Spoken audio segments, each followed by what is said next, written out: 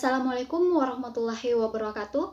Saya atas nama Rizda Adriana dengan stambuk F1C1171025 beserta rekan saya yakni Hasmayanti dengan stambuk F1C1171073 mengucapkan terima kasih atas kesempatan yang telah diberikan kepada kami untuk mempresentasikan materi mengenai Magnetic Properties of Solid State.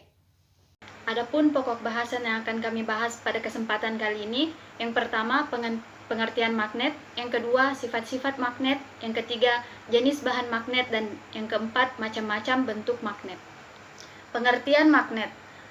Magnet merupakan jenis batuan yang memiliki kemampuan bisa menarik benda-benda tertentu. Menurut Kamus Besar Bahasa Indonesia, magnet diartikan sebagai setiap bahan yang bisa menarik logam besi. Nah, kata magnet berasal dari bahasa Yunani, yaitu magnetis litos, yang berarti batu magnesian, di mana magnesian ini merupakan nama wilayah yang berada di Yunani dan saat ini berada di wilayah Turki. Selanjutnya adalah sifat-sifat magnet. Yang pertama, magnet hanya menarik benda tertentu yang ada di sekitarnya. Jadi, tidak semua jenis benda bisa ditarik oleh magnet meski berada dalam jangkauannya. Yang kedua, gaya magnet dapat menembus benda. Yang ketiga, magnet mempunyai dua kutub, yaitu kutub utara dan kutub selatan.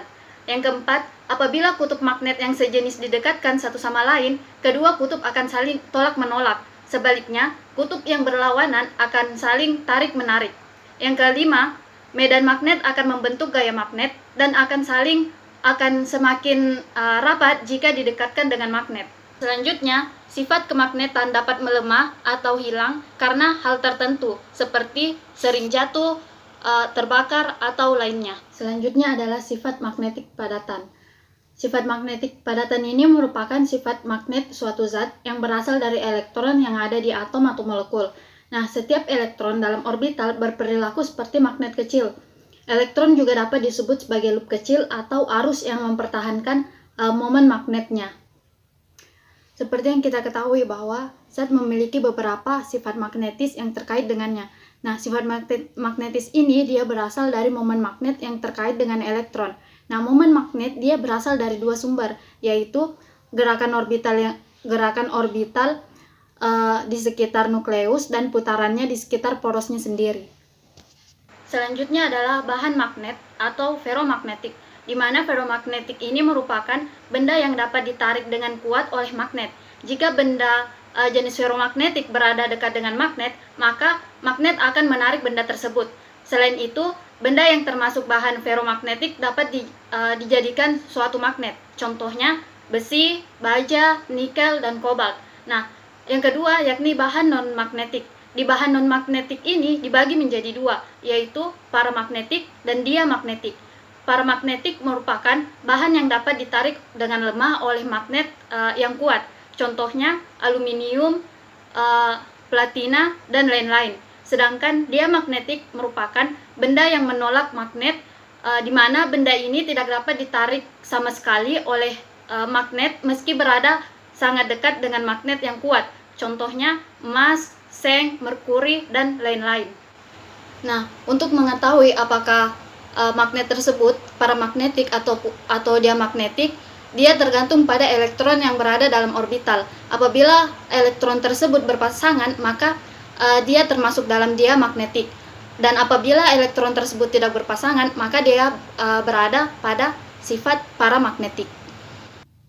Baiklah, materi berikutnya akan dibahas oleh rekan saya yakni Hasmayanti. Kepadanya saya persilahkan. Selanjutnya, grafik yang menunjukkan variasi sifat magnet pada perubahan suhu, di mana pada material paramagnetik dengan meningkatnya medan magnet, maka magnetisasi material meningkat. Ketika material dipanaskan, maka magnetisasi pun mulai berkurang, sehingga magnetisasi berbanding terbalik dengan temperatur. Hubungan ini dikenal sebagai hukum Curie, di mana M sama dengan C dikali B per T, di mana M sama dengan magnetisasi material dan C adalah konstanta Curie dan B adalah medan magnet terapan dan T adalah suhu.